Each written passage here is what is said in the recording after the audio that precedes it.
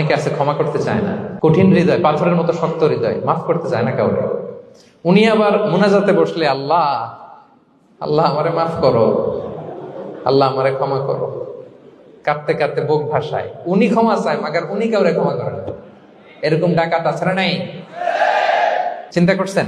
উনি ক্ষমা চায় আল্লাহর কাছে, কিন্তু উনি ক্ষমা করে না। প্রিয় ভাইরা, ক্ষমা করুন। যে ক্ষমা করে সে ক্ষমা পায়। আচ্ছা, একটু চোখটা বন্ধ করে, চোখ বন্ধ করলাম আমি, জানা অজানা পাপের পাহাড়ের দিকে তাকালাম। এবার একটু চিন্তা করেন যে কি পরিমাণে ক্ষমা আল্লাহর পক্ষ থেকে আমার জন্য প্রয়োজন। চিন্তা করেছেন? এবার চোখ খুলুন, পাপের পাহাড়ের দিকে একটু তাকান, আপনার জানা অজানা যে পাপের পাহাড়, তাকান এবং ভাবুন এগুলোর জন্য কি পরিমাণে ক্ষমা আল্লাহর পক্ষ থেকে আপনার দরকার, প্রয়োজন।